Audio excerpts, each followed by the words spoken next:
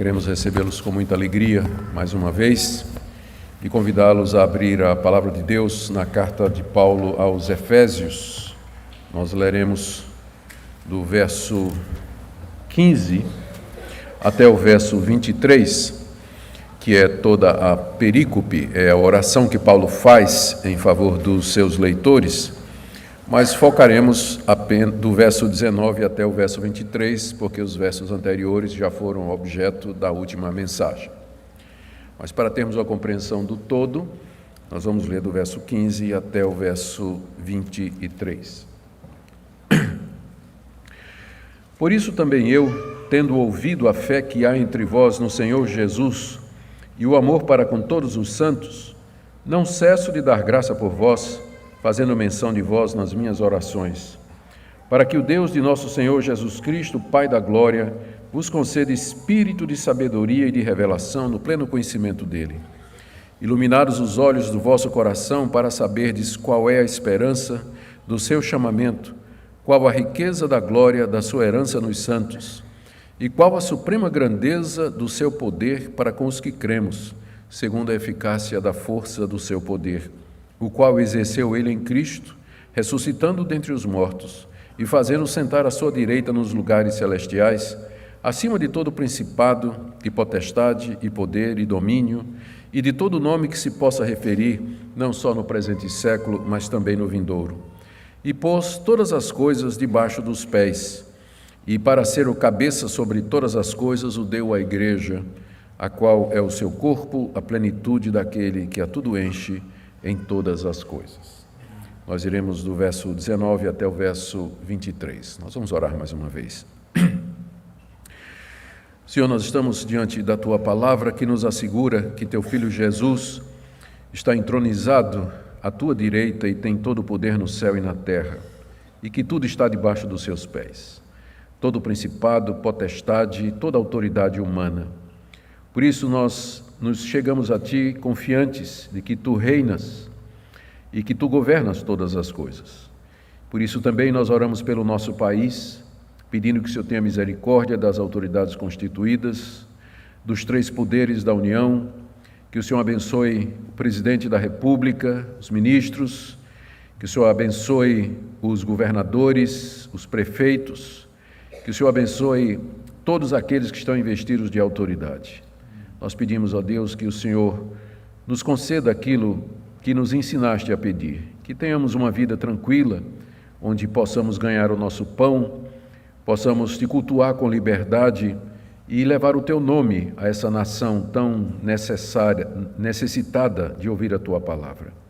Nós pedimos também que nessa noite tu queiras abrir os olhos do nosso coração, iluminar os olhos do nosso coração, para que nós possamos contemplar as verdades desse texto, entendê-las e aplicá-las à nossa vida. Tu conheces a vida de cada pessoa que está aqui nessa noite. Por isso nós pedimos que o Senhor, a cada uma delas, conceda de acordo com sua graça, falando ao coração, em consolo, repreensão, correção, edificação, encorajamento, instrução, tudo de acordo com a necessidade que o Senhor tão bem conhece. Senhor, ouve-nos, é o que nós te pedimos em nome de Jesus. Amém. Meus irmãos, nas mensagens anteriores, nós vimos primeiro como o apóstolo Paulo expõe a origem da igreja. No capítulo 1, a partir do verso 3, ele fala como Deus Pai planejou na eternidade a igreja, escolhendo e predestinando para si aqueles que ele quis. Depois, como o amado Deus Filho Jesus Cristo encarnou, derramou seu sangue para remir, pagar os pecados desses que Deus elegeu e predestinou, dando-lhes entendimento, revelando-lhes o mistério de Deus, da vontade de Deus, e fazendo-os herança de Deus. E também como o Espírito Santo de Deus, no tempo certo, através da pregação da palavra, chama esses eleitos por quem Cristo morreu e sela-os, funcionando como penhor, garantia de que Deus haverá de resgatá-los na vinda do Senhor Jesus Cristo, e tudo isso para o louvor da glória de Deus. Isso é o que nós temos no verso 3 até o verso 14. Em seguida, o apóstolo Paulo se engaja em oração de gratidão, ação de graças, intercessão pelos efésios e por todos quantos moravam na região adjacente da cidade. Lembremos que essa carta não era para ser lida apenas na igreja de Éfeso, mas também nas igrejas que estavam ao redor, como, por exemplo, na cidade de Colossos ou de Laodiceia. Paulo pede especificamente nessa oração que nós lemos que Deus ilumine os olhos do coração dos crentes para que eles percebam a esperança do chamado deles, a riqueza da glória da herança que eles têm em Cristo Jesus e, particularmente, a suprema grandeza do poder de Deus que atua neles. Isso foi o que nós vimos até agora. Hoje nós vamos focar na descrição mais detalhada que o apóstolo Paulo nos dá desse poder extraordinário que ele diz que atua nos crentes. E é o que temos do verso 19 até o verso 23. Aqui é importante lembrar que Éfeso, onde estavam os leitores primeiros dessa carta, a cidade de Éfeso era o centro da adoração da deusa Diana. A deusa Diana era conhecida como a rainha dos poderes celestiais, ela era senhora dos poderes do zodíaco e ela governava os deuses do submundo. Então, a deusa Diana era a própria encarnação do poder, da autoridade. Os efésios estavam acostumados com o poder da magia, o poder da feitiçaria. O livro de Atos nos diz que quando Paulo esteve na cidade, pregando o evangelho, e muitos dos efésios se converteram, grande parte deles foi publicamente confessar as suas obras más e queimaram os livros de bruxaria e feitiçaria, porque eram adeptos da magia, da adivinhação, da necromancia, enfim, adoradores da deusa Diana e da prática da magia. Os efésios estavam acostumados com o poder da magia, com o poder do oculto.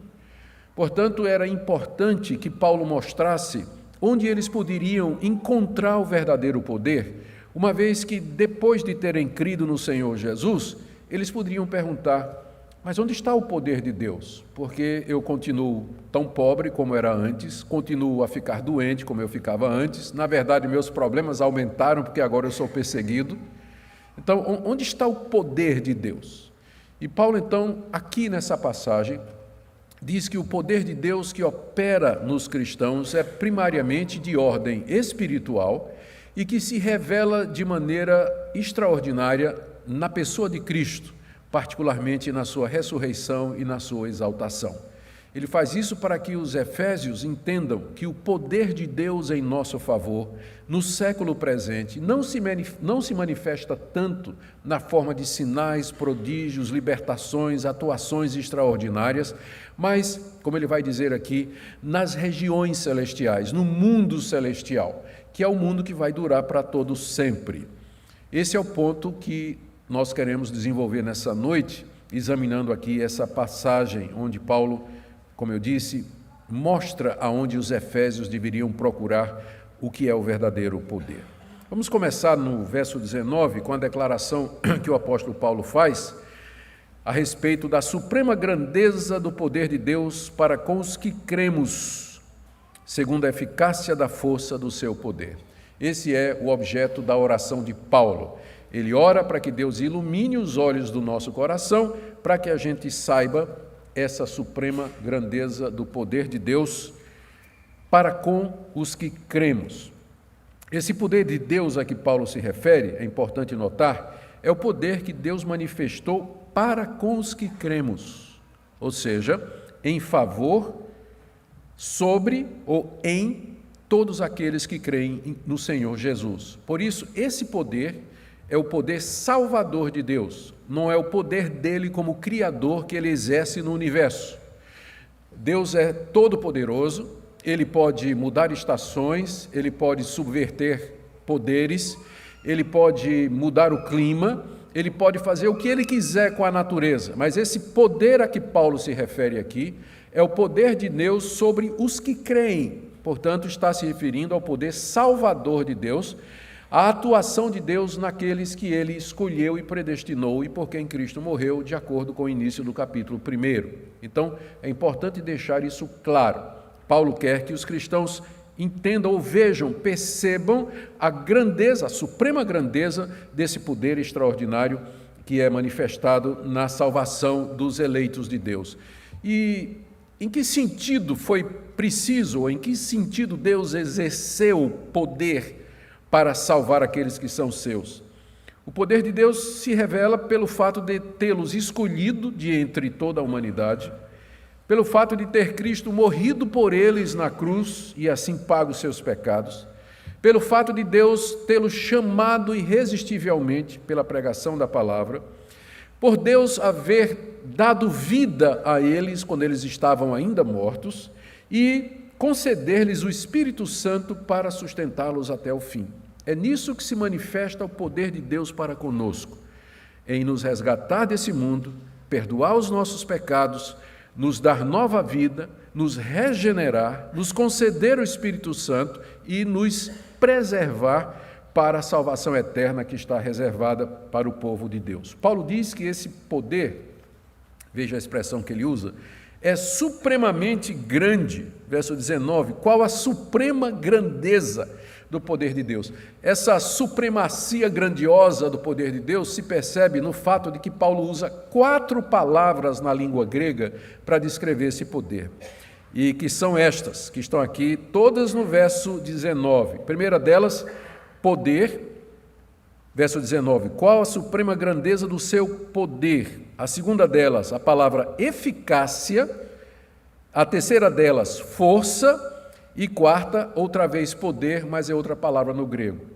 A primeira vez, a primeira ocorrência da palavra poder é a tradução da palavra grega dynamis, de onde vem palavras em português, como dínamo ou dinamite, da palavra grega dynamis, que foi traduzida como poder. Depois disso, Paulo diz que esse poder, ele é segundo a eficácia, que é a palavra energeia, que todo mundo conhece em português como energia. É a palavra grega energeia, que aqui foi traduzido como eficácia, significando atuação eficaz e poderosa de Deus. A terceira palavra é a palavra força, que é a tradução da palavra grega kratos, que compõe palavras como democracia, poder do povo e assim por diante. É uma raiz, um radical que significa domínio. É a palavra que é traduzida aqui como força. E por último, a palavra poder, que é a tradução da palavra esquios, que também significa a capacidade de realizar grandes coisas. Então, no único versículo, Paulo tem 4 palavras para se referir ao poder de Deus. Não é à toa que ele diz: eu oro para que vocês possam conhecer a suprema grandeza do poder, da eficácia, da força e do poder de Deus. 4 palavras distintas na língua grega para expressar tudo isso que ele queria dizer. E isso é porque esse poder é supremamente grande, porque os efésios estavam mortos em seus pecados, escravos do mundo, do diabo e da carne, e debaixo da ira de Deus, quando o apóstolo Paulo chegou na cidade para lhes pregar o evangelho. Nada menos do que um poder supremamente grandioso poderia mudar a situação deles, que é o tema da passagem seguinte, capítulo 2, de 1 em diante. Paulo vai focar exatamente nisso aí, falando dessa demonstração extraordinária de poder. A situação dos efésios só poderia ser revertida mediante a eficácia de uma força poderosa que os arrancasse do mal, que os libertasse da culpa do pecado, que os transportasse da ignorância, das trevas e da idolatria, da bruxaria e da feitiçaria para a condição de filhos de Deus, eleitos de Deus, queridos e amados, crentes no Senhor Jesus Cristo. Essa é a oração que Paulo faz aqui, para que os cristãos de Éfeso e dos arredores pudessem ser iluminados para perceber o tamanho da força que Deus teve que usar para convertê-los. O tamanho da força que Deus teve que usar para convertê-los. E da maneira como Paulo fala, nós percebemos que não existe nada maior do que esse poder em todo o universo. Ele é grande, ele é supremo e, portanto, ninguém pode se opor ao agir de Deus. Nem anjos, nem principados, nem potestades, morte, pecado, mundo. Perceber isso traria ânimo aos efésios. Perceber que aquilo que aconteceu com eles foi uma demonstração extraordinária de poder, lhes daria coragem na hora de enfrentar as perseguições, enfrentar as dificuldades ou encarar a morte por conta do nome de Jesus Cristo. E ainda quando tivessem que enfrentar os moradores de Éfeso falando da grande deusa Diana, a grande e poderosa deusa Diana, a governadora e rainha dos poderes celestiais. Eles poderiam dizer: nós conhecemos um poder maior. Nós fomos objeto da ação de um Deus grandioso que está acima de todo Deus que se nomeia, de todo nome que se nomeia no presente século. Então é isso que aconteceu com os efésios e transportando para os nossos dias, é exatamente a mesma coisa que acontece hoje quando uma pessoa é convertida. Quando a pessoa sai da ignorância, sai do pecado, tem os seus olhos abertos e ela conhece a Jesus. Isso só é possível porque Deus usa o seu supremo poder, o seu poder extraordinário para poder fazer esse que é o maior de todos os milagres, que é a conversão de um pecador a Jesus Cristo. Perceber isso, então, traria grande ânimo e coragem para os crentes de Éfeso. Mas o apóstolo Paulo não está satisfeito em dizer apenas isso. Ele quer, de fato, que os efésios eles percebam a grandeza, a suprema grandeza do poder de Deus. Então, nos versos seguintes, a partir do verso 20, ele fala de onde esse poder foi demonstrado de uma maneira muito clara, que é exatamente na pessoa de Jesus Cristo. Veja que o verso 20 começa assim, depois dele definir no verso 19 o supremo poder de Deus, ele diz: o qual exerceu ele em Cristo. Com isso ele faz uma comparação vantajosa para os crentes. Ele diz assim: o mesmo poder que Deus exerceu em Cristo Jesus é o mesmo poder que Ele exerceu em você.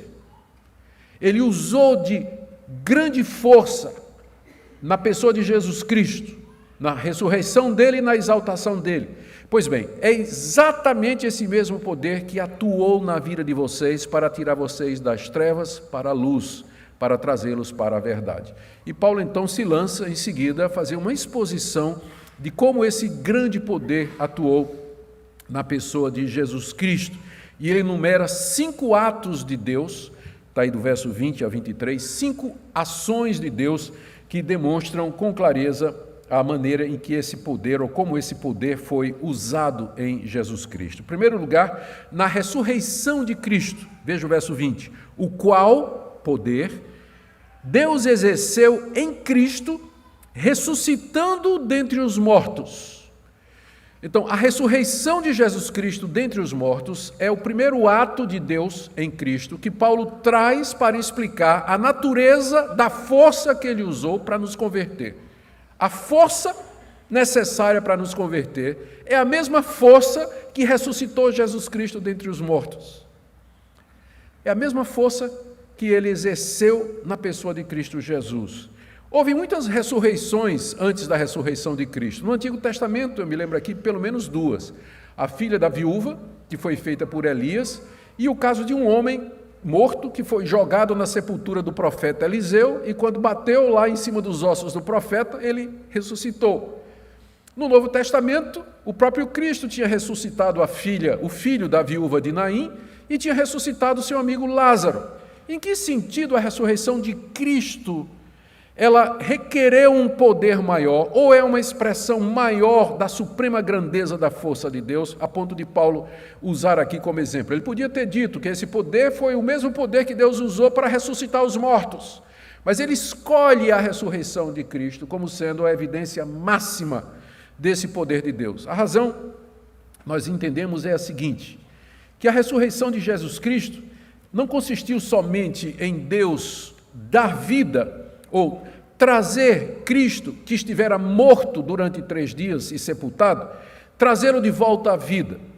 Deus não somente o trouxe de volta à vida, mas Deus o trouxe à vida num corpo imortal, num corpo incorruptível, num corpo imperecível, com o qual Cristo vive até o dia de hoje.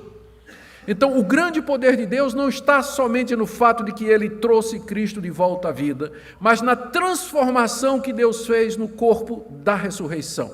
Deus deu a Jesus Cristo um corpo imortal, imperecível, incorruptível, como eu disse, com o qual ele existe e vive até o dia de hoje. É nesse sentido que ele é o primeiro da ressurreição, e é nesse sentido que o poder de Deus se revela. Deus, em Cristo, com a ressurreição de Cristo, ele inaugurou uma nova raça, ele inaugurou um povo novo, ele inaugurou uma humanidade nova, que não poderá mais morrer, que será imortal, sem pecado, preparada para viver a eternidade afora, no novo céu e na nova terra, onde habita a justiça.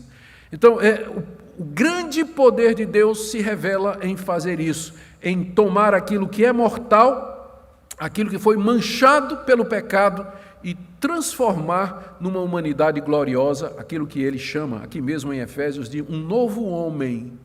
Um novo homem. Então, é na ressurreição de Cristo que nós vemos, em primeiro lugar, a natureza da suprema grandeza do poder de Deus. Em segundo lugar, na sua glorificação. Veja como ele diz no verso 20: o qual exerceu ele em Cristo, ressuscitando dentre os mortos e fazendo sentar à direita, sua direita, nos lugares celestiais.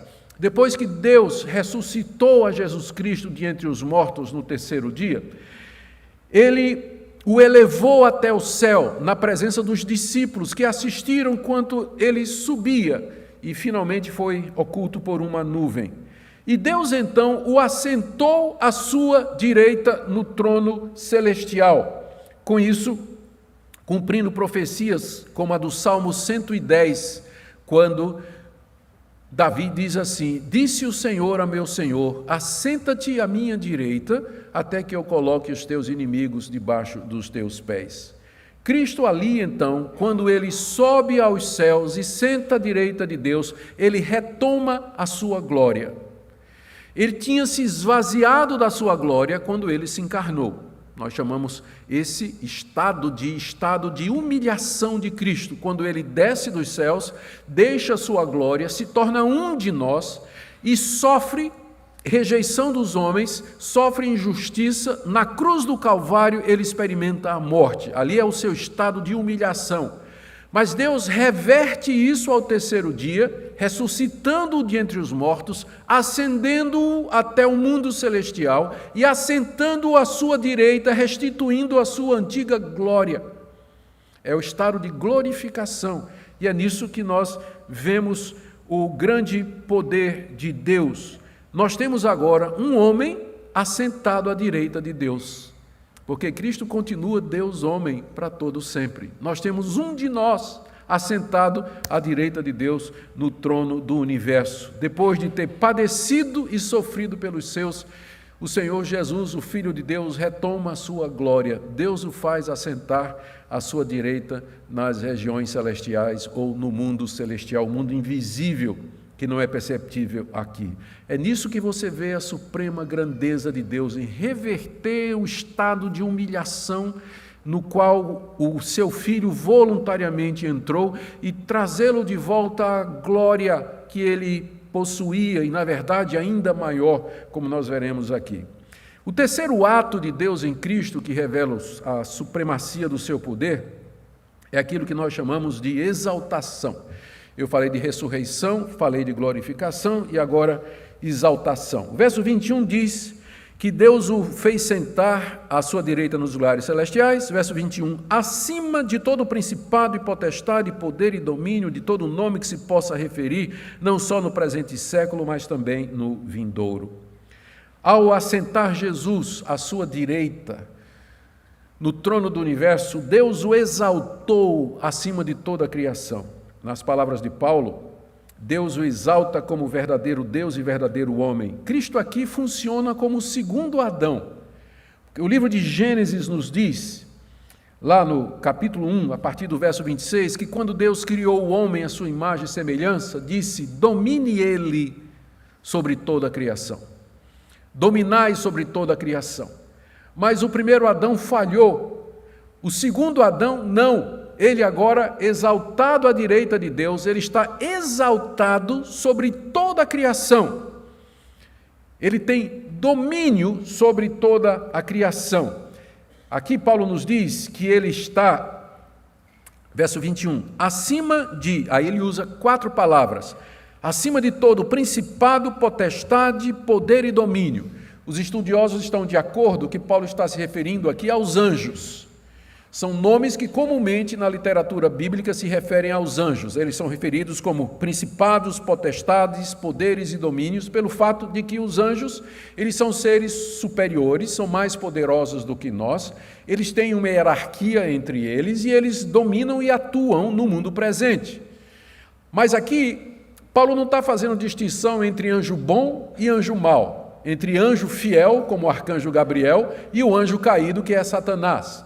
Toda a ordem angelical está debaixo da autoridade de Jesus Cristo. Deus o colocou acima de todo principado, poder, domínio e potestade, o que seria algo que confrontaria diretamente os adoradores da deusa Diana lá em Éfeso, que diziam que ela é a deusa dos deuses rainha dos deuses do submundo, a rainha dos poderes celestiais. Essa é a expressão exata que tem na literatura grega. Ela é a rainha dos poderes celestiais, que é o termo que Paulo usa aqui.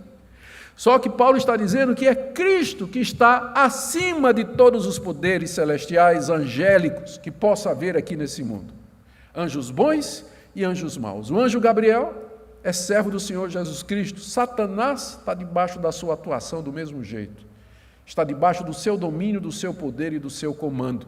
O diabo é o diabo de Deus, como dizia Lutero. Ele não é um anjo solto aí, fazendo o que ele quer, não.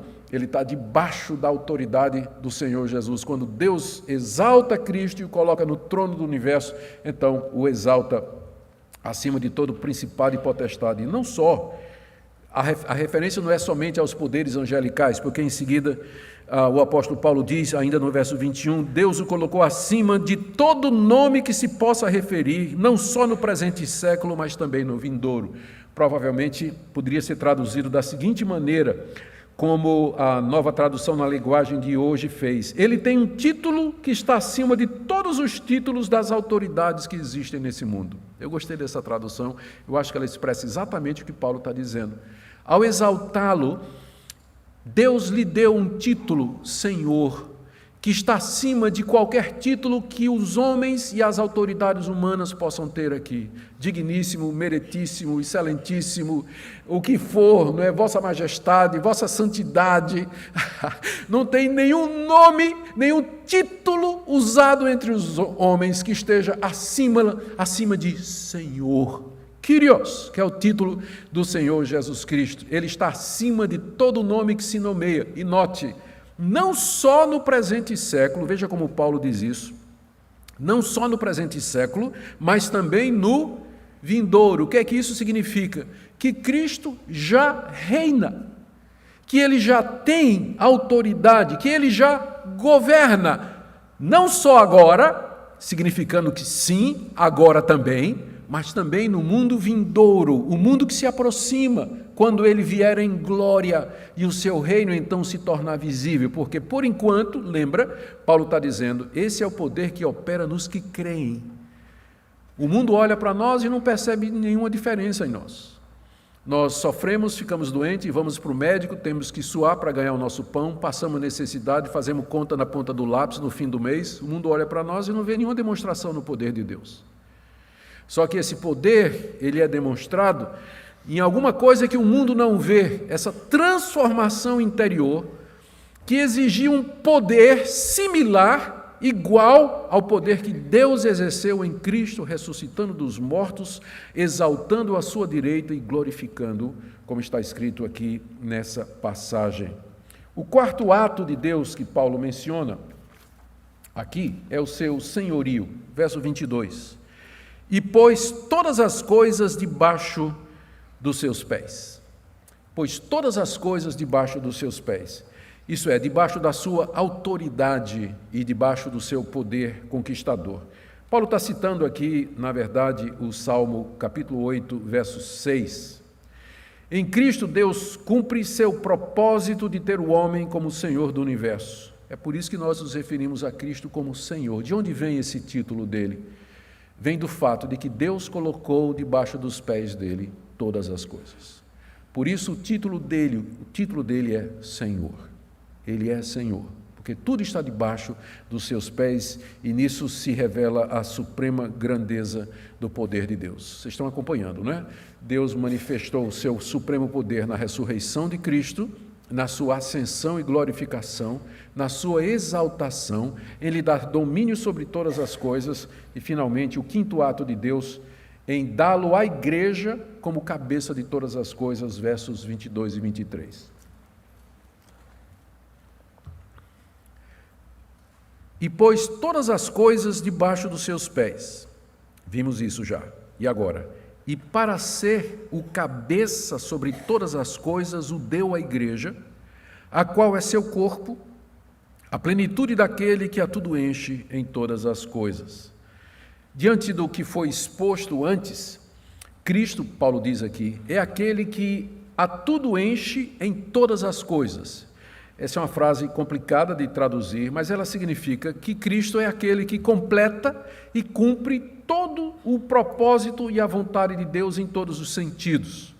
Ele é aquele através de quem Deus realiza todos os seus propósitos. Ele enche todas as coisas. Tudo enche em todas as coisas. É o final do verso 23. Cristo é aquele que a tudo enche em todas as coisas. É aquele que completa o propósito de Deus, que realiza a vontade de Deus plenamente. E existe um local onde essa plenitude de Cristo se expressa mais do que em qualquer outro lugar, que é exatamente na igreja. A igreja. Para ser o cabeça de todas as coisas, Deus o deu à igreja, que é o seu corpo, e veja o que diz, a plenitude daquele que a tudo enche em todas as coisas. Em que sentido a igreja é a plenitude de Cristo? Porque é na igreja que Cristo se expressa plenamente, que o seu poder redentor, que a sua vitória sobre a morte e os principados e potestades, que a sua conquista do inferno e da condenação se revelam, é exatamente nesse povo redimido. A igreja é a plenitude de Cristo, é o local onde Cristo plenamente expressa quem Ele é. É claro que a gente olha assim e diz, eu não acredito nisso, porque esse povinho da igreja é complicado. Pense num povo complicado, é o povo evangélico, povo crente. Vive brigando entre si, se dividem, tem escândalo, tem imoralidade, tem problema de dinheiro, tem tantos problemas. Como é que a igreja é a plenitude daquele que enche todas as coisas? A resposta, como nós dissemos, é por isso que Paulo ora para que os crentes sejam iluminados para perceber, porque a olho nu você não percebe. Olhando a igreja, na verdade, você vai querer ser um desigrejado. Se olhar da perspectiva humana, você vai querer ser um desigrejado. Por isso que Paulo ora para que Deus ilumine os olhos do entendimento, para que eles percebam o que não pode ser percebido de outra maneira, que a igreja é a plenitude de Cristo, que ela é o corpo de Cristo e que é nela que Cristo expressa a sua plenitude, nela que Ele cumpre o seu propósito, a razão pela qual Ele encarnou e veio a esse mundo. Isso atualmente não se consegue perceber com olhos humanos. Aqui e acolá nós vemos alguns traços disso: compaixão, amor, perdão, reconciliação, união, boas obras. Aqui e acolá a gente percebe isso no meio da igreja.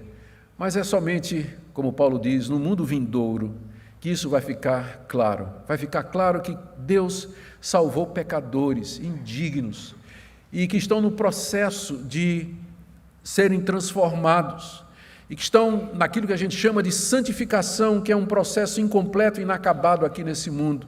Mas a igreja é feita de pessoas como você e como eu, nesse processo. Mas a semente, o reino de Deus já foi plantado em nós. A ação de Deus já começou em nós. Cristo já reina no presente e também no mundo vindouro. É a igreja que é a expressão da plenitude de Deus. É interessante que aqui é a primeira vez que Paulo menciona a palavra igreja na carta aos Efésios. Ele já tinha feito referência a ela de outros modos. Chamou de eleitos, predestinados, amados, chamados, selados, redimidos, herança, santos e irrepreensível, um povo de Deus, um povo que tem fé em Jesus, que ama os irmãos, povo com um chamado, herdeiro de Deus, no qual o poder de Deus age de maneira suprema. Paulo se referiu à igreja usando todas essas expressões, mas a palavra igreja aparece primeiramente, pela primeira vez na carta aos Efésios aqui, dizendo que a igreja, Deus deu Jesus à igreja para ser o cabeça dela, e a igreja é a expressão. Cristo se completa na igreja, permita usar essa expressão, mas seria uma tradução correta. Cristo se completa na igreja. Daí a lição óbvia que nós tiramos aqui é a união mística do crente com Cristo. Quando eu falo mística, eu digo espiritual, porque a palavra é muito mal usada hoje, né? Ela já foi sequestrada pelo mau uso. Vamos usar outra. A união espiritual do crente com Cristo Jesus. Estamos unidos a Ele como a cabeça está unida ao corpo.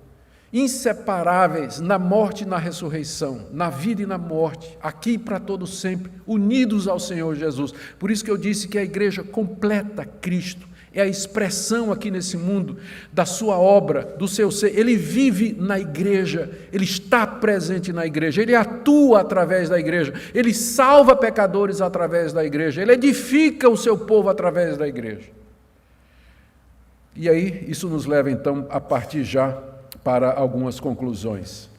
De que maneira, então, nós podemos conhecer esse poder extraordinário que o apóstolo Paulo afirma que atua em nós?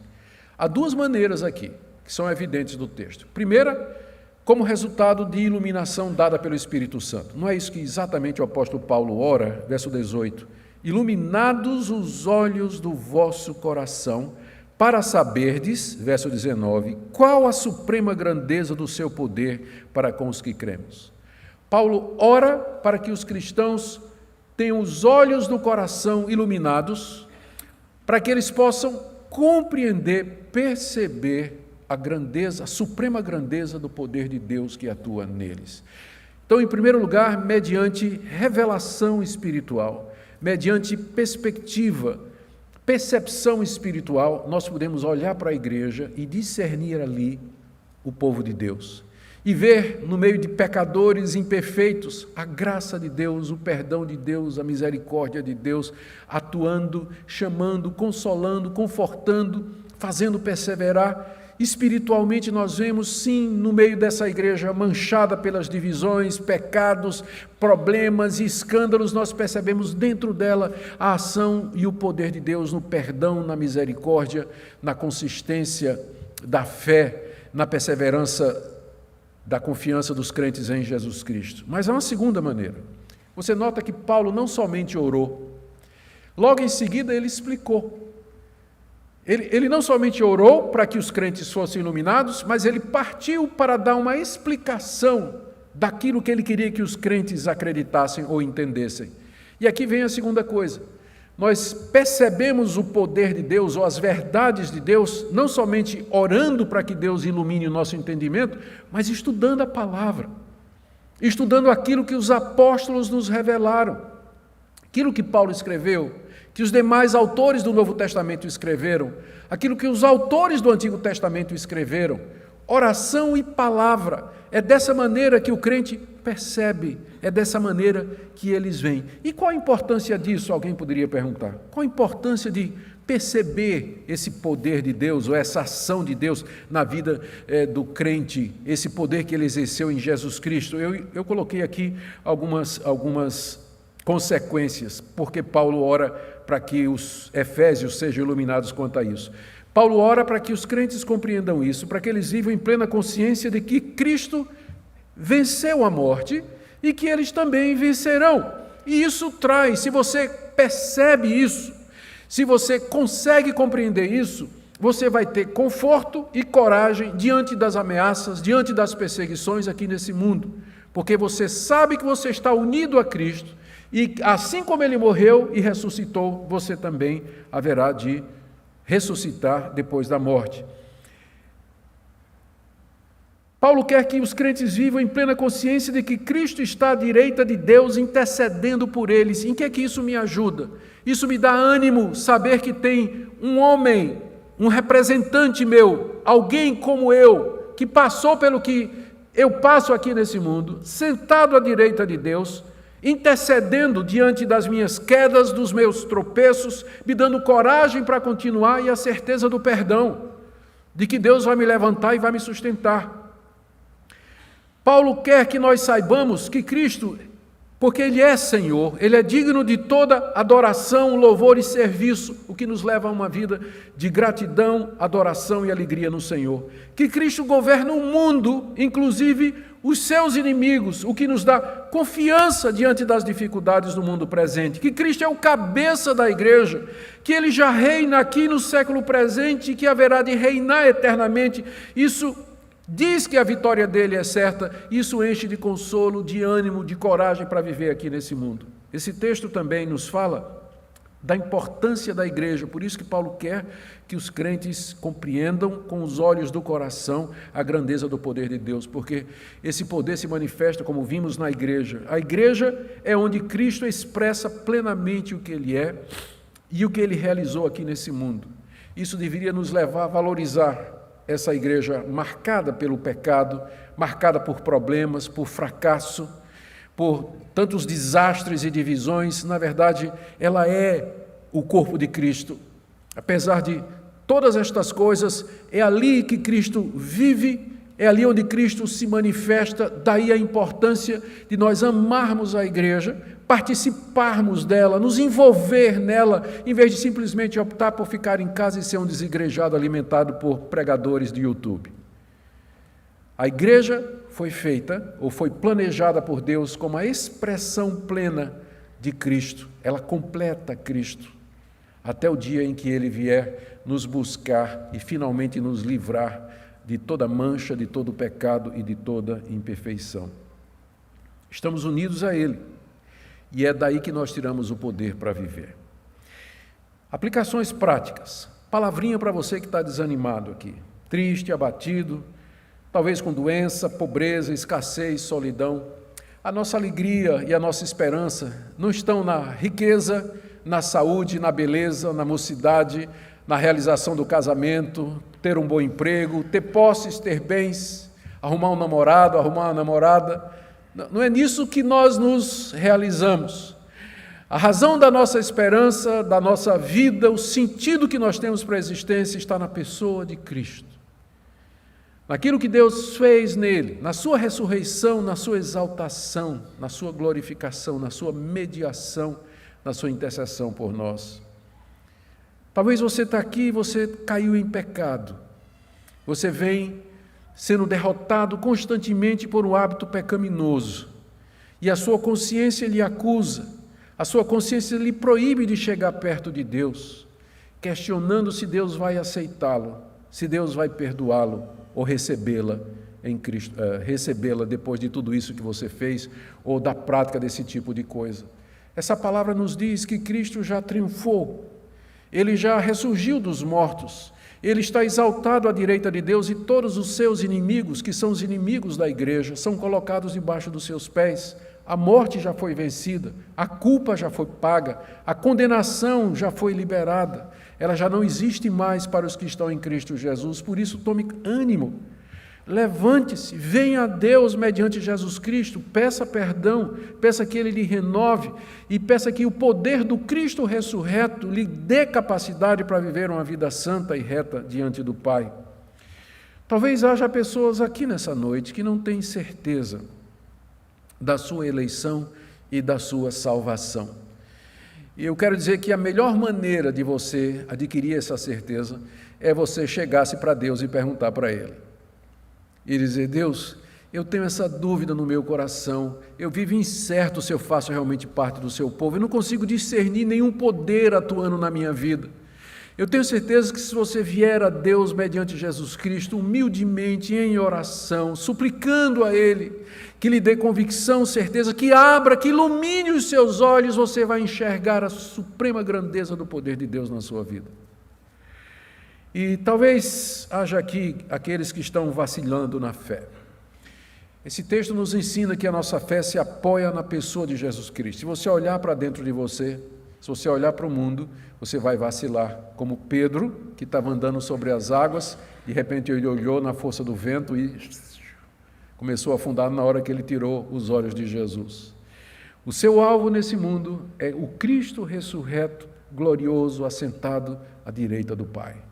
E é focando nele, olhando para ele, compreendendo a grandeza do poder de Deus revelado nele e confiando que esse é o mesmo poder que age em você, que você pode ficar firme, viver uma vida santa, viver uma vida reta e servir a Deus aqui nesse mundo, na doença, na pobreza, na dificuldade, na solidão, em qualquer problema ou ansiedade que porventura a providência e as circunstâncias nos tragam. Que Deus abra os olhos do coração dessa igreja, para que ela perceba a suprema grandeza do poder de Deus que atua nela, para que possa, animada, confirmada e fortalecida, cumprir a sua missão nessa cidade e aonde Deus nos mandar. Amém?